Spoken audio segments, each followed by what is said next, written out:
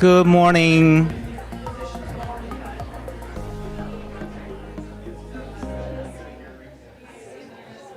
Please have a seat. The program is going to start very soon.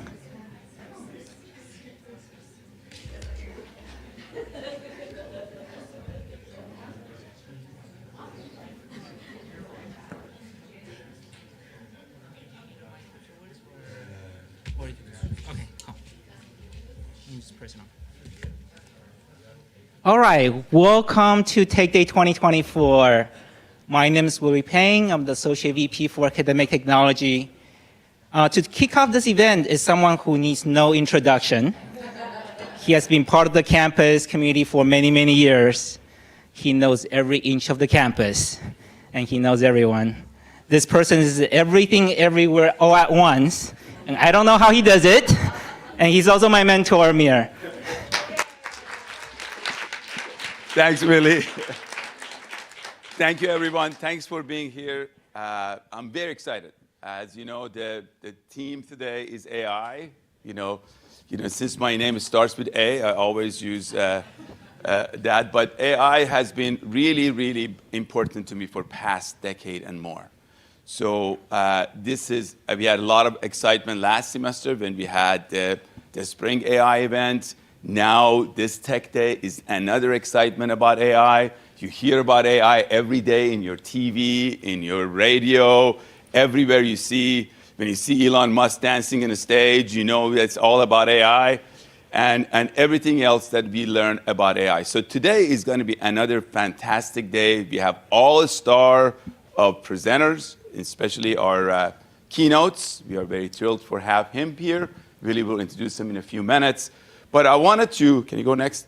I wanted to talk about a couple of things. One, I want to show you a graph about the progression of AI from 1950, when Alan Turing started the artificial intelligence, and all the way up to ChatGPT 4.5 that's coming. You can see the exponential advances in technology with respect to AI. This is very critical. We put together, the Titan Communication and I have been working on a 2.5 to 3 minutes video. So what I'd like to do is show you that video that sum up everything about AI and his history. So can you play this?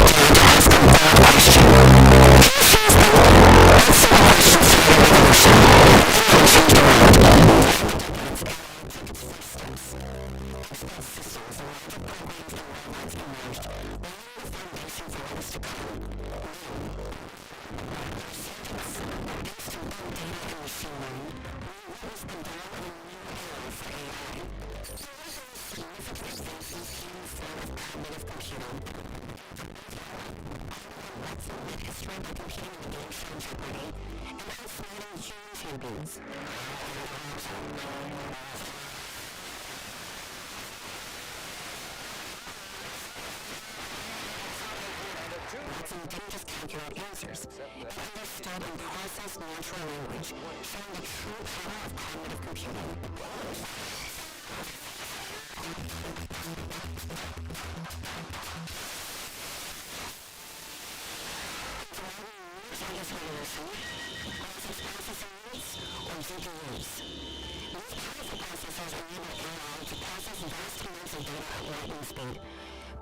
Breakthroughs have changed driving in real-time image recognition. And in 2015, OpenAI was founded with a bold vision, bringing together the world's leading AI researchers to develop artificial general intelligence, AI. The goal: to create highly autonomous systems that can outperform humans in most economically valuable work. In 2022, OpenAI released ChatGPT, an AI model capable of human-like conversation alongside DALL-E, which creates images from text. These tools capture the world's imagination, redefining what AI can achieve. When first asked if machines could think, I never imagined that we'd be doing so much more. Learning, understanding,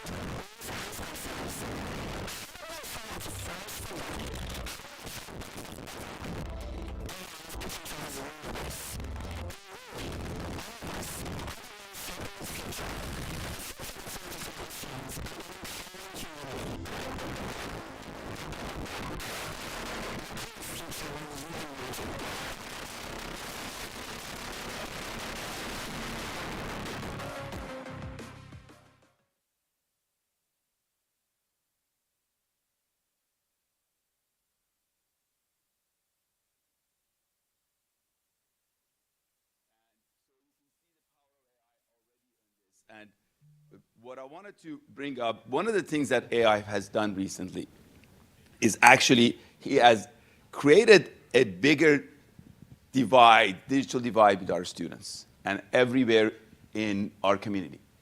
As you know, if you go get AI today, you pay $20 for ChatGPT. And there's a lot of tools that also charging our students. So I want to, today, switch. I want to introduce Titan GPT. We are going to, thank you.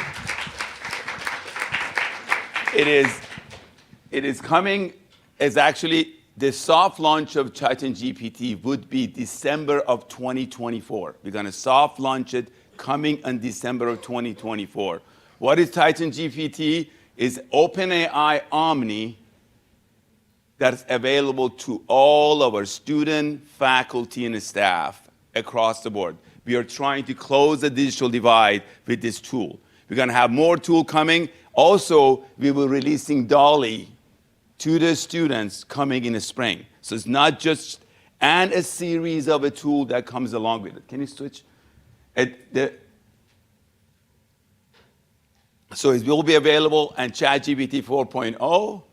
The Titan GPT will have multimodal, and it will use our single authentication. That means it's secure, it will have privacy and ability for all of our students to enjoy this great tool for our students. So I want to announce it today because I know there's more to come. If you talk, Billy's sessions, we'll talk a little bit more about this. But by default, in December, we'll be releasing the Omni 4.0 ChatGPT available for all the student and faculty staff. And you can be able to log into it from your CSUF accounts. From your CSUF accounts. That's coming up. So this is, again, it's very new, and we'll talk about it in more. We're gonna do a lot of things coming up in AI on the campus. I know they give me only 5 to 7 minutes, so I want to make sure that I use my 9 to 10.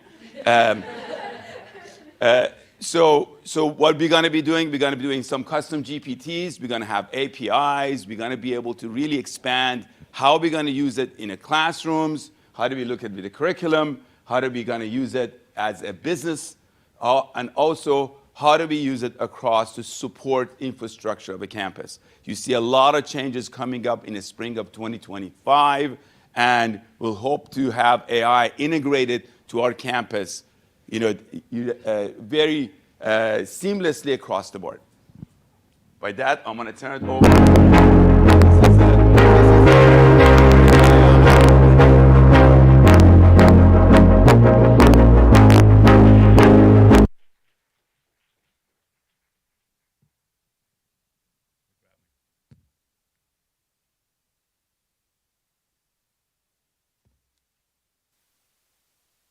I'm not going to advertise my session, but Amir already did. Our next keynote, or our keynote speaker now, I'm going to start introducing it.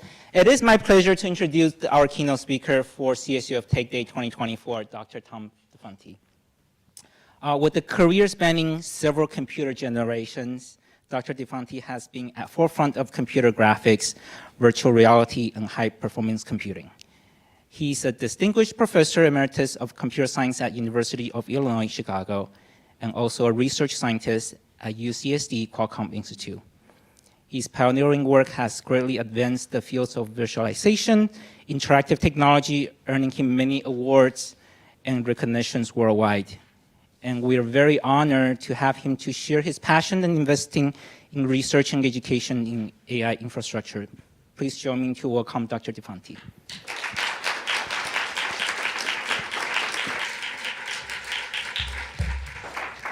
Does the button work? The button worked. The button worked. Hey, new tech for me. There are no AIs harmed by my presentation. This is all mine. So it's really, wow, this is a great audience. I'm really excited to be here. And Amir, you did such a great setup for me because I think people will kind of now be a little bit interested in where a lot of this came from. And, you know, as we look back, my last PhD student in Illinois was doing AI, and we didn't even, he was doing a facial recognition thing because I wanted to be able to do 3D video conferencing. And in order to do that, you had to be able to track people, but you also had to do it without them wearing funny glasses or markers all over the dealy bobbers and stuff. And so he was doing real-time facial recognition. It was so good that we had some folks from the CIA visit, and they would not get in front of it because they didn't want to be recorded and turned into an AI. So that was 25 years ago. And 50 years ago, showing my age, I knew Marvin Minsky. I knew Marvin Minsky for he was one of the fathers of AI. And we always thought that we called pattern recognition back then, and speech recognition, and we always thought that was the opposite side of visualization computer graphics. We would generate things, they would recognize things. And I said to him, Marvin, you know, I understand what you're trying to do is create stupid humans, but what is the point? We have plenty of those. And I had completely missed it on two dimensions. One is that they were going to get really smart, but the other is that you can do a lot with a huge number of stupid humans. I mean, if you have trillions of stupid humans at your fingertips, you can do a lot. So that's really a gap, you know, that's different from, and I'd missed that completely because I was making pictures and doing video games and stuff like that. So let me go on. So this is a thing which I find to be exactly at the point of what we're doing here today. And this is not mine. This is from a place called mindsweneed.org.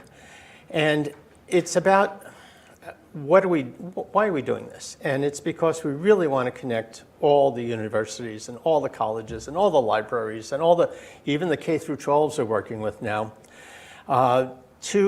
and the ones that are chronically underserved, some of the tribal colleges and universities that are, you know, they're not on the mountaintops, you know, so getting them internet was tough, right? This is something we've been doing in California for a long time, and this is really important. We want to get every student and researcher everywhere the best tools, and because we don't know where the next geniuses are going to pop out. And we want to ensure, of course, our American competitiveness and leadership. So that's really the overall goal. But then as we dig into it, I want to tell you about, so one day a week I work for CENIC. CENIC is California's network for education. Most of you don't know what CENIC is because it works. When it doesn't work, you know what it is. But when it works, it's just great. It connects everybody. It does it in a way that is so much better than any other state or any other nation in the world. And it's been around for more than 25 years. It connects every K through 12 community college, California State University, University of California, private universities, public libraries and museums. Not all the museums and not all the public libraries, but it's getting there. And there is a new project that's complementary to this called the Golden State Network, which is a $7 billion project. That's a lot of money. And that's going to connect everybody. That's putting in the fiber everywhere. So 2015, so this is like 9 years ago, we decided that we wanted to connect the universities and solve a problem that they were not able to transfer data quickly, and it's because of the design of the internet was really not designed for high-speed, large transfers of data. For those of you who know what TCP is, it's all TCP's fault. And so we got a grant from NSF, and I started building the Pacific Research Platform. And it connected all the universities, the campuses of the University of California. And the idea there was to be able to move data and to solve the problem. We used technology that ESNet had developed, but then we expanded it. So we built these nodes, these things, and you have one of them here. And you've got a whole boxes and racks of them now. But as part of your Triton, as part of your GPT, I'm sorry, it's Titan GPT. Right? Titan GPT. Thank you. We're the Tritons, you're the Titans. You know, so these things have 4 to 16 of these NVIDIA GPUs. And I started building these 8 years ago. I started building them out of game GPUs because I know how to do things like this. And this was completely counter to what everybody else was doing. They were cheap, relatively cheap, and we stuck them in racks, and they scream. They really make a lot of noise because you have to run the fans. Want to come to screaming Yeah. server room, please let me. Yeah, it's actually painful. The reason why we have to do that, I found out the other day finally, is that you can monitor the heat of the CPUs and drive the fans faster. The fan thing doesn't listen to the GPUs. So if you've got something that's not using much CPU but a lot of GPU, it'll overheat. So we just have the fans going all the time. So in any event, this really got us so we could start using these networks over long distance at 10, 40, and 100 gigabit networks.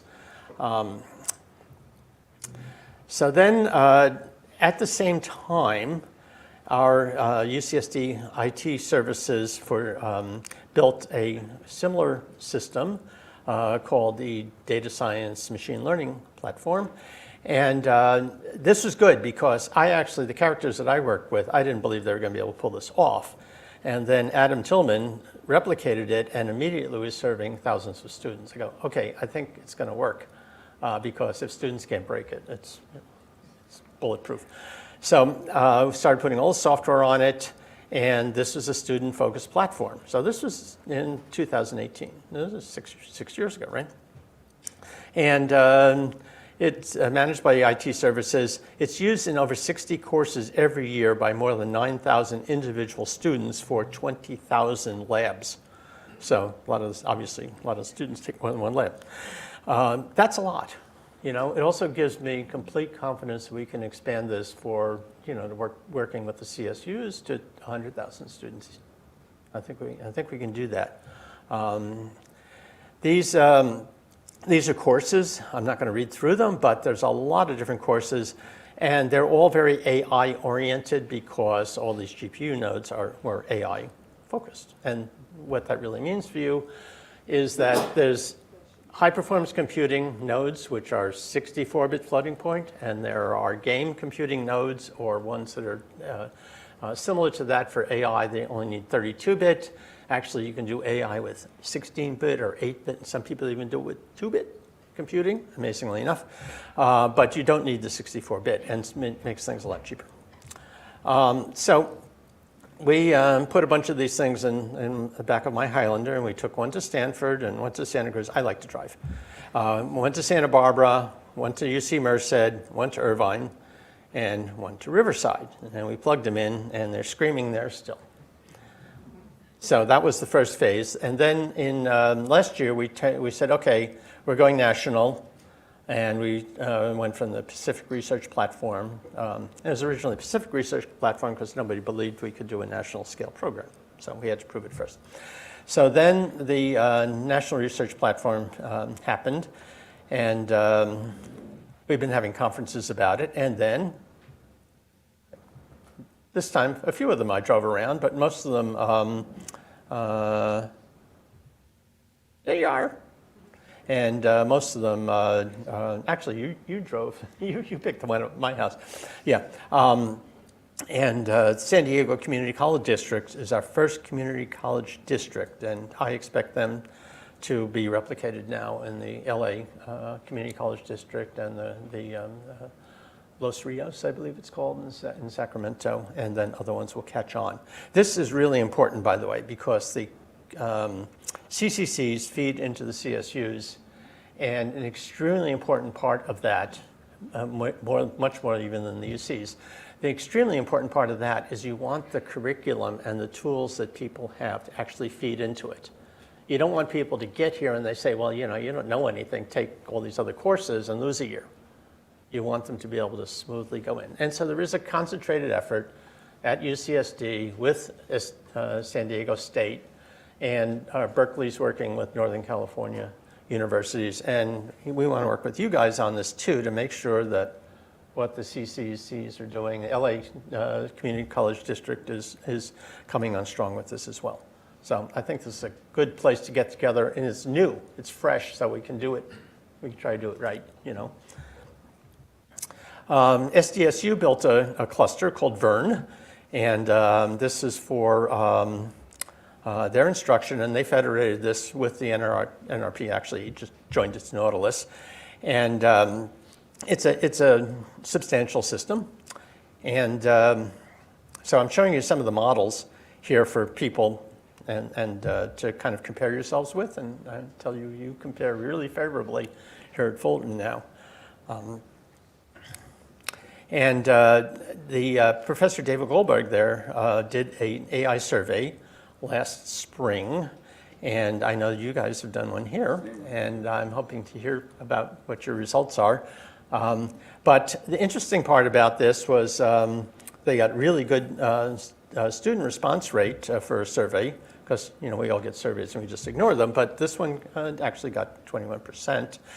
And they found out that 59% of the students said they use AI in some capacity, that 52% expressed interest in receiving formal training on AI, 45% used ChatGPT, 41% use Grammarly, and 28% report that they are currently offered adequate AI training opportunities.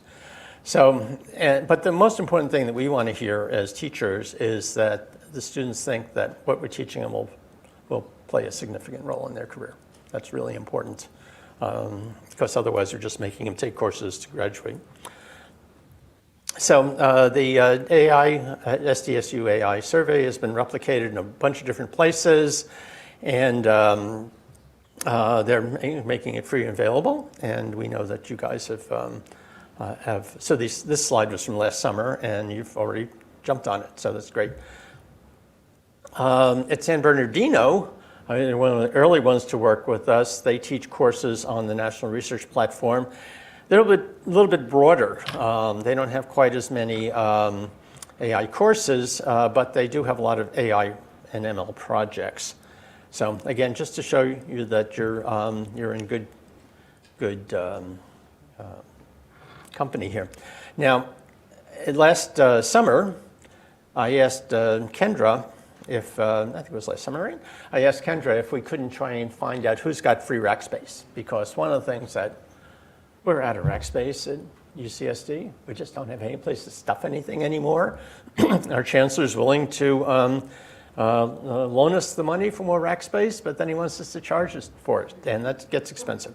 So it's too expensive. It's not my budget, So I wanted to know who's got rack space, and so that we can send systems around and plug them in and get things started. And so this is Kendra, Willie and Dusty did this, and Mike Farley from SDSU. And this is important because having racks available for this kind of thing is what you need. It's really what you need. Oh, look at this. Look at this. Look what I stole. This is off your web. I took things off your website and made this slide up yesterday. And Dusty sent me this picture. So this, I guess, you're going to show this to people today? They're going to be able to see it? I think I'll go in the room and listen to it scream? Yeah. Okay, good.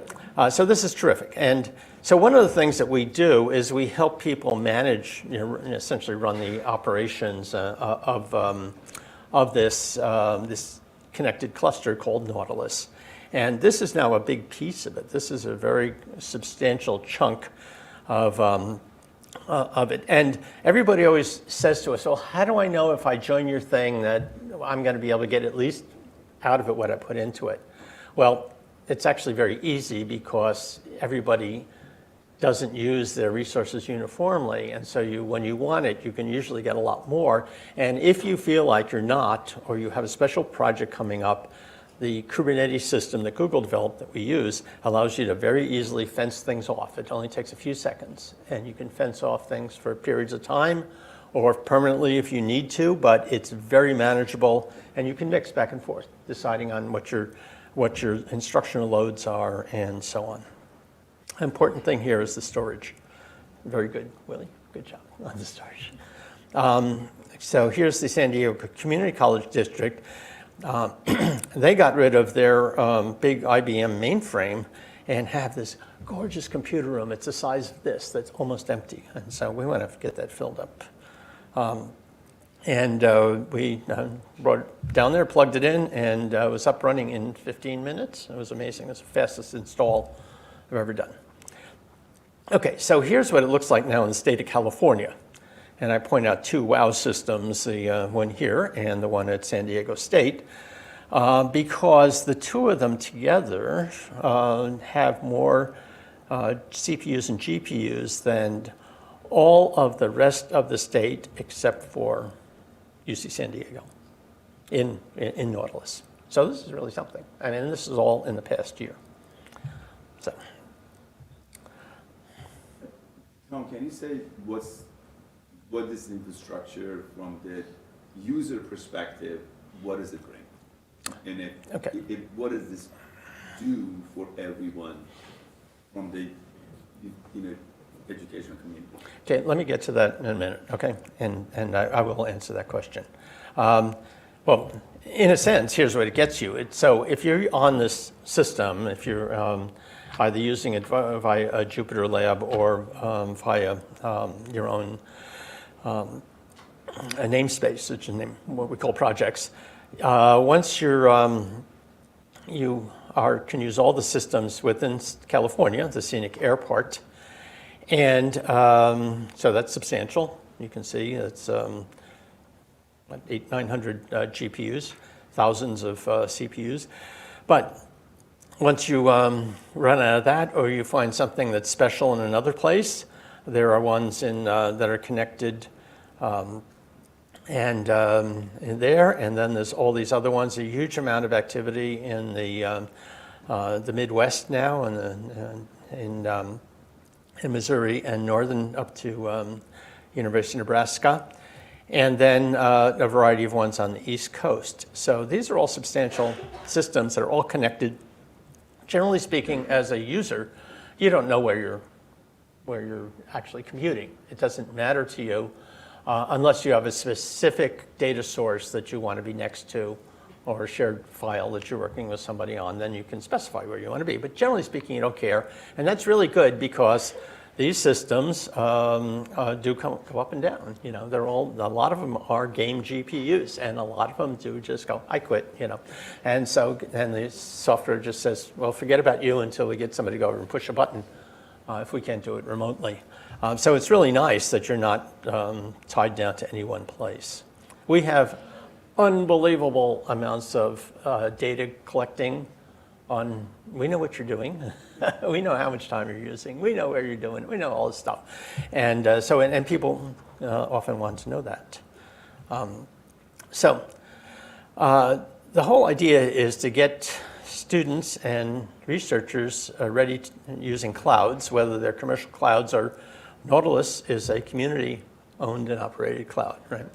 I call it potluck supercomputing because it always reminded me of when you go and do a potluck, luncheon at a church or something like that, and everybody brings food, and usually there's way too much, which is great, but you get a whole big pile of food, and you only have to put one thing in, and you get to taste all these different things. And we also have a version of it called Soup Kitchen Supercomputing for people who can't bring any food because they don't have any. We don't couple people campuses providing resources to people using it. So everybody who's at a nonprofit institution can use Nautilus right now, and with the idea that we'd like them to add pieces to it, but you don't have to add pieces first. So there are chickens and eggs, but they're not connected.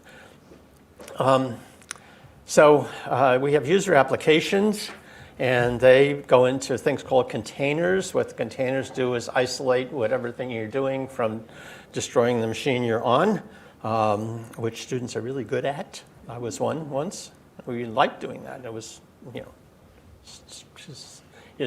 prowess, if you could bring the machine down.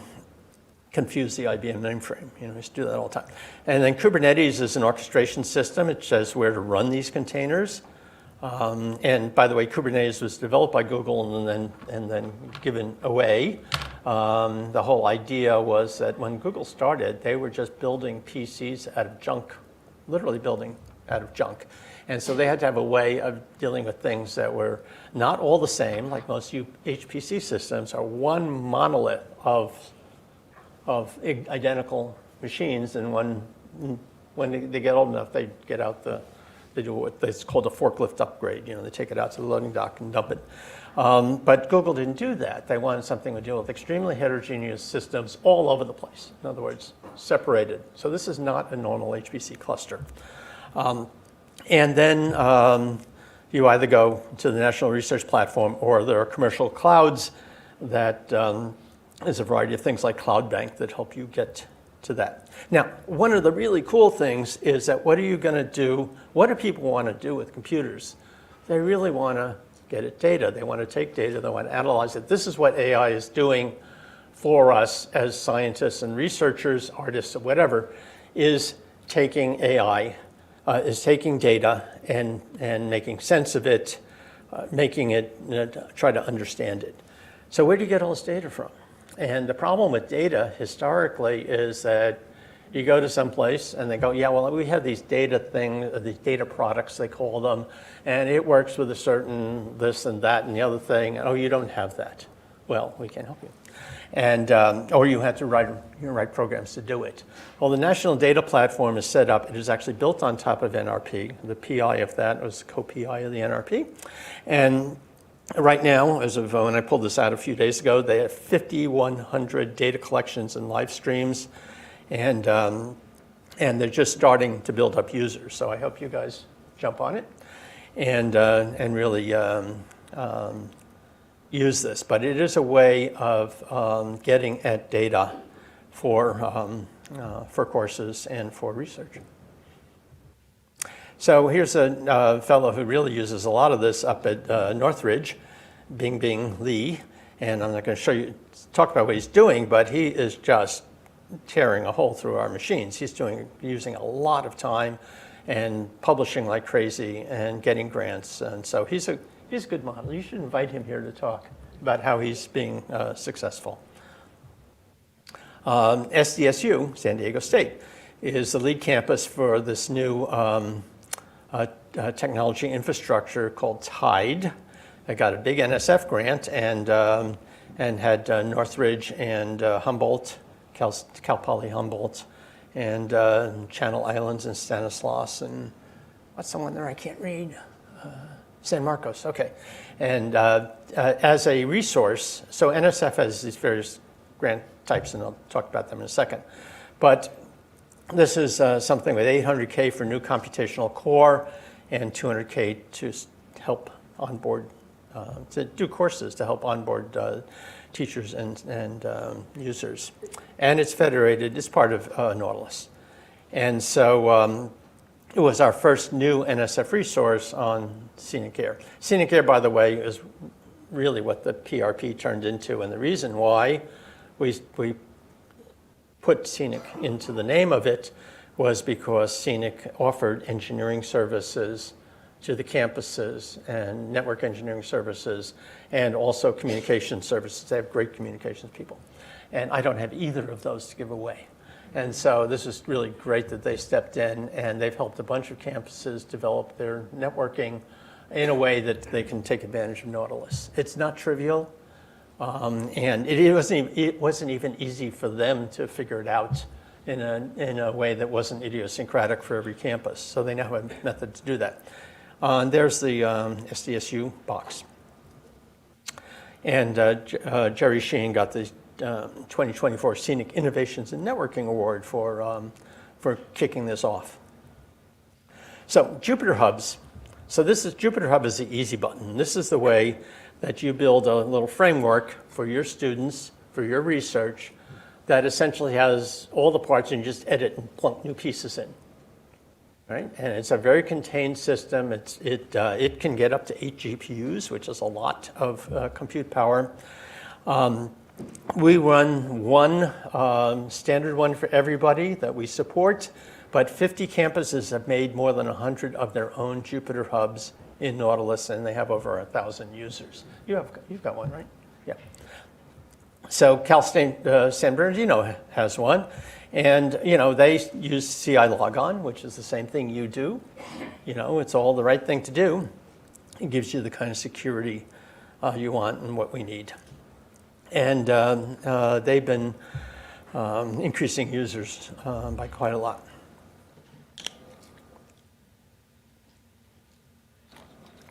So San Diego State, the San Diego Supercomputer Center at UCSD and the NRP are working together with the San Diego Community College District to create a common San Diego instructional Jupyter Hub. Remember, we're trying to get a way that the community colleges can feed into the state universities and to the UCs smoothly. My older son took 8 years to go through college, and 3 of those years had to do with the mismatch between his community college and his four-year college at SDSC, and they just kept screwing stuff up. And I complained, and they said, well, don't complain to us, complain to your legislature because we're underfunded. All right, well, I understand that. But in any event, in this way, we're going to try and get it straight. So what are our strategies for the next 2 years? How much time do I have left? Just give me time. 15, 20 minutes. Oh, then I'll have time for questions for sure, because I'm almost done. So we're focusing on growth. And growth, there's wonderful things about growth. As long as things are expanding, you can make them free. You don't have to have as many rules. It's when things start to stabilize or flatten out that you have to start pushing policies and allocations and everything else. So far we don't have to do that. And the growth is coming because of more science DMZs. These are the areas that you put these computers and allow them connect together at high speed, and with the scenic air engineers. Developing joint compute and storage capacity in people's empty rack spaces, which is what I mentioned before. That's really a key thing, is to have places we can put this stuff. Because building computer rooms or renting computer rooms is very, very expensive. And then to seek AI education content development funding opportunities. So there's lots of people building these things. I have a proposal in to fund, nationwide fund the development of applications for students and more of these Jupyter Hubs. Jupyter Hub, by the way, comes out of Berkeley, and it's a brilliant thing that they've developed and given away. And then to encourage campus and government investments in faculty and facilities. We have a meeting coming up on January 28th through 30th called the 6th NRP in San Diego, and I hope some of you can come to that. It'll be mainly for the folks like Billy and Dusty and the people they work for and the people who work with them, and to really get together and learn what the next steps of this is and who's going to use it. One of the things that's been really amazing is that NSF has changed with these cyber infrastructure programs. I've been getting NSF grants since been funded by NSF since I was a graduate student at Ohio State in 1969. So I actually really do know everything there is to know about NSF. The one thing that's amazing is that until about a year ago, maybe it's 2 years ago, they didn't fund anything with undergraduate education. It was all for graduate education, graduate computer science, graduate science. There were, there was a certain amount of things you could do for studying how undergraduates learned, but nothing to support undergraduate labs. They always considered that to be part of the university's problem. It changed. Now they will give you money to support, and substantial amounts of money to support undergraduate class labs and research opportunities. And so they have 2 deadlines for these every April and October. And they've expanded this to 5 different areas. The last one is kind of a planning area. But there's ones for storage, there's one for integrating your networks, there's ones for buying computers, and there's ones for the data-driven side of networking. These are, they also used to say, if you ever got one, you could never get one again. And so we got one to build the original version of this, maybe 2005, 2006, and they said, well, you can't ever apply for another one. Go, well, but stuff is old and dead and gone. They go, we don't care. Now they allow you to apply for essentially all of these, and in sequence or in any order, and that's also a big change. I mean, it really is a massive expansion. The other thing I will tell you is that if you look at that map up there, you'll notice that it's awfully concentrated on the East Coast and the Midwest. And the program officers say, how come people in California don't ask for this money? Why aren't you doing this? So they really, it used to be that they would say, well, we can't give all the money to California and to Illinois, because the supercomputer centers were. We can't give them all, you're not going to give you any more money. You've got to get to other places. But now they're coming back and saying, where's with California? Why aren't they? So Lee and Dusty and Kendra, and I'm sure you're getting pulled into this, and are really going to work on getting one of these things for you guys and to build up your infrastructure here. The other thing that's happened is there's this thing called the NAIRR. This is the National AI Research Resource. When I named Scenic Air, I left out the second R because I wanted it to be a resource and not just a research resource, right? I want it to be for education too. And after the head of this, Katie Antipas, came to our campus and saw what we were doing, she says, well, we need an education part of it too. And so there's an NAIRR classroom. But they are, it's interesting because our opinion, this is really Frank Worthwine's words, but their idea is to essentially just set up classrooms and or give a really cloud resource allocations when you get down to it. And we want people to build their own thing. And so Frank says it's like the story about giving a person a fish and you feed them for a day, you teach them how to fish, you feed them for a lifetime. So I'm saying here, this is me, go CSU fishers, right? I know you're not fishers, you're Titans, but anyway. But you can, this is another way of getting money and to go after or at least resources at this point, access to resources that should not be ignored. They did give San Diego Supercomputer Center, I don't know if we've actually got it yet, I think we've gotten a grant to make some of our, it might even just be an unfunded mandate, but to make a substantial number of our A10 processors available for educational users. So here's places where I see our success happening now is to expand Scenic Air via these CC Star solicitations with you guys. And like I said, they're expecting us in Washington to submit these things, and we're happy to help with the forms and contents. NSF grant proposals are really annoying in terms of the amount of paperwork. You get 15 pages to do the project, and there's 100 pages, 150 pages of boilerplate, of the most amazing things that all have to be perfect or they reject your grant. And it's enough to make anyone, every time I do one of these, actually hate myself because they're so hard. There are people who are good at it, though, and so we've been introducing our folks who are good at it to get collaborations. With the Near Classroom, we can lead with that, and we've already developed devoted resources for educators' proposals into NSF.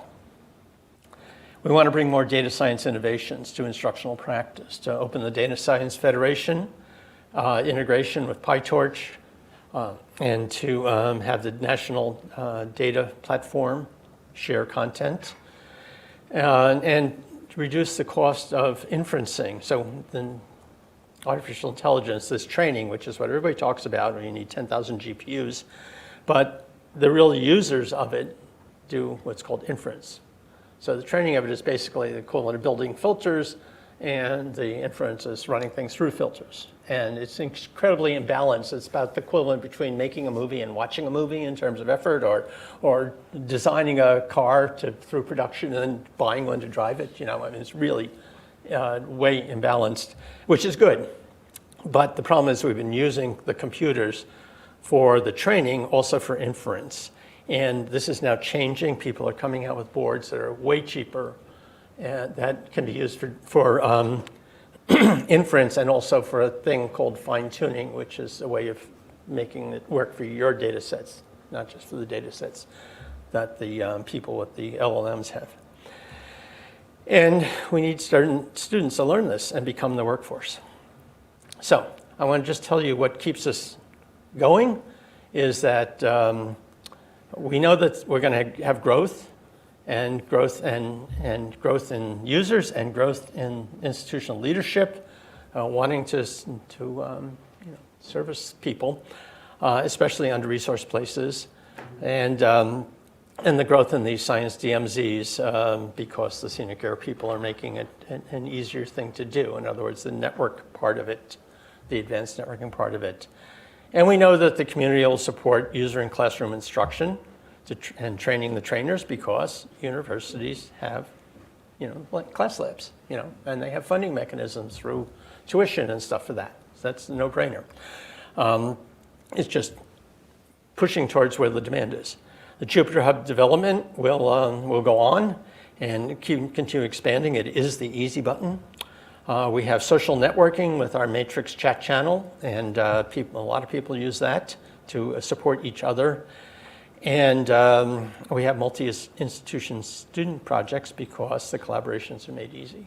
It's very easy to work with people on other campuses. Now, but what keeps us up at night? So I worry about this stuff. And because we do have a free resource, and that of course is normally an impossible thing to pull off. What do we worry about? What do I worry about? So can we keep growing? Can we keep up with the growth in use? How many GPUs should we have a year from now? How many of these GPUs or arithmetic processing units should we add? Can we increase the staff to deal with this growth? Right now we run Nautilus off a very, very thin staff, and we need to get more funding, get more staff, or get more cooperation. So I'm talking really about cooperating with our operations people so that we can offer more than 8x5 operations. I don't think 8x5 operations is enough for instructional labs. I think we really have to have something. Thank you. And are we prepared for changes in the AI workflows? The AI has changed several times in the past few years. And the equipment that's being used for it has gone completely wacko, where people are literally Oracle, Elon Musk, 10,000 GPUs, right, in one place to do something. And are we obsolete? Are we getting just completely run out of business? I don't think so. I think that we are seeing the workflows change, but we have to lead that or chase it and do both at the same time. I worry a lot about storage because storage is forever. Computing is transient, but storage is forever, and people don't behave well with storage. Security and resiliency is always an issue. So those are things that worry me. So we're not, it's not all Pollyanna here. Okay, So here we are, I'm done. We need to collectively innovate on the educational content and train the trainers. We need to make that content available according to FAIR principles, which are findable, accessible, interoperable, and reusable. Somebody came up with that. And we need to allow educators to assemble the courses from open source bits and pieces via the National Data Platform, and allow students to get data through the Open Science Data Federation, which they can get through NRP. And we can bridge from AI education to application of AI to research.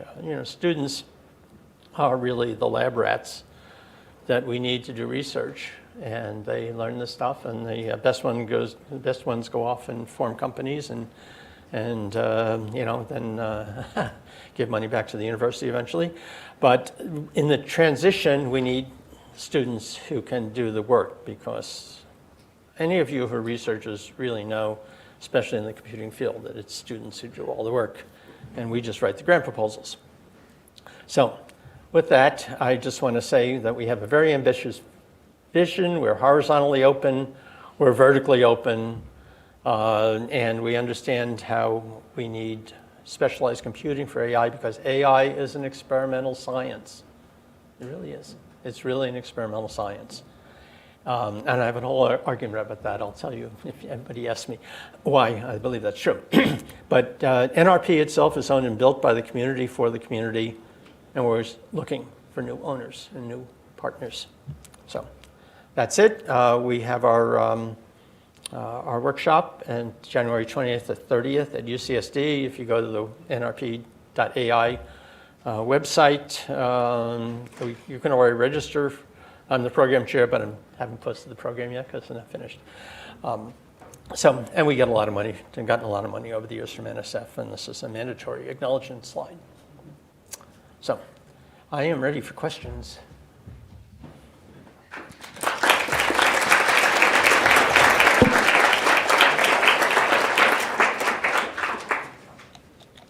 Yeah, please use the microphone because this is being recorded.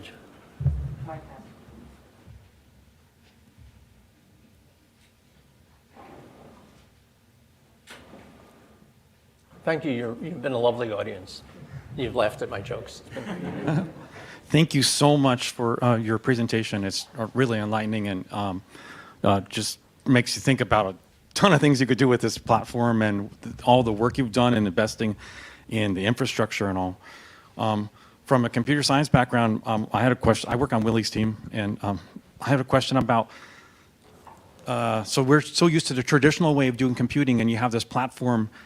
What is the kind of is our languages or infrastructure kind of places to start? Like, are there certain languages that are just best for this GPU world? And is there any, you were talking about the very end about best practices, and or I was thinking there should be some best practices that start because of the concern about all that storage that people could just hog and that not meaning to. And then I have one other question. Is like, what do you do with your data sets, the results, to keep them, Okay. Okay, so let's start with that one. So the data systems that we provide, generally speaking, are for sharing. And so if you're not using them, we ask you to put them someplace else. We also don't guarantee them because it takes you triple the amount of space if you really want to do a totally backed up system.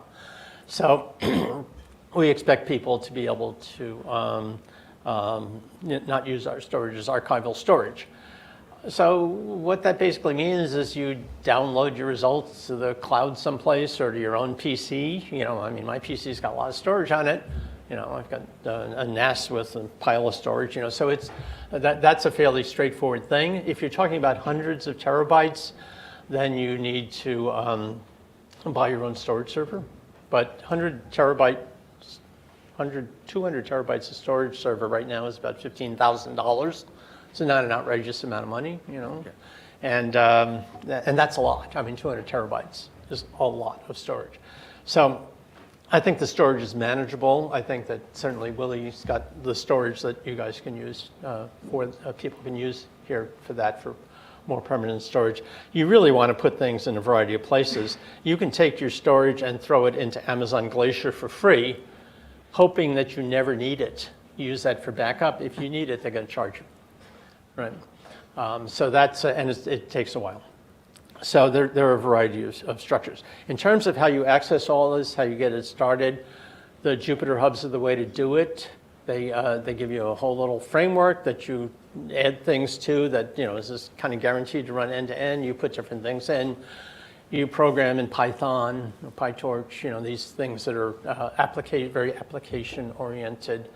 And that's how you get started. And that's, I think, most users who are not computer scientists trying to develop new technology in the area, most of the people using it are using it essentially to look at data and to get insights into the data.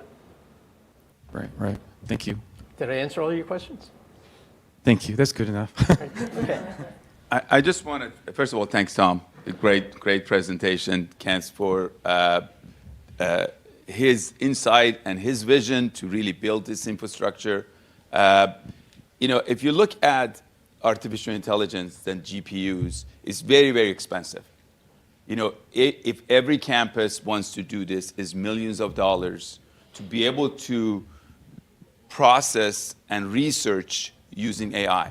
All these GPU everybody talks about, you saw it on a video, Tom has been talking about it. It's the need of our researcher to really research in AI. What this infrastructure allows us to do as educational community is to enable us to use a vast amount of GPU at almost no cost. So this is the great work of the work Tom and everybody has been working on for many, many years. And this computing facility is now also available to our campus moving forward. And as Tom talked about it, there is a lot of work's going to be done. The problem is the work is going to expand so fast. AI is growing really fast. So I understand why Tom is not sleeping at nights, because as the growth goes exponentially, the infrastructures, how do we sustain the infrastructure to continue being this high availability for our researcher moving forward? Our computer science departments have reached us about a couple of years ago. How do we do more research in machine learning and AI? How many GPUs can you give us? And we have some locally, but it's very limited. And has the ability to have all these screaming GPUs, right, Tom? Screaming GPUs available for all of us, and the campus community is huge. So I want to thank Tom and all the work that the consortium has done to make this available for educational communities, because otherwise we cannot afford to do this by ourselves. And the consortium and NSF has been inspirational to really make that available, and a growth of, so when you see that exponential on the AI, all the great work, all of those have to be on shoulders of a lot of people in educational community. And those works has been done using, some of the works has been done using the infrastructures that we have been doing for the last 10 to 15 years. Yeah. Well, I'm sure a lot of it comes from the top-down making things easier, but I met Willie and Dusty less than 9 months ago at CENA conference, and they heard what we were doing, and the next thing I know is, poof, you've got the second biggest system in the CSUs, and absolutely amazing. Absolutely amazing, and with all the right, with just everything right. So congratulations. Thank you very much. Remember, we never walk at Fullerton, we run at Fullerton. This is all with Amir's help. Yeah. And thank you, everyone. Thank you. Thank Tom again. Willie, do you have, thank you.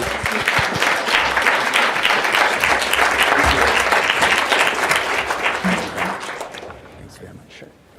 And I'll be around to talk to you through lunch and stuff. All right, there's a lot more tablings on the second floor, and then there will be an open house in ATC, so please join us at the ATC open house.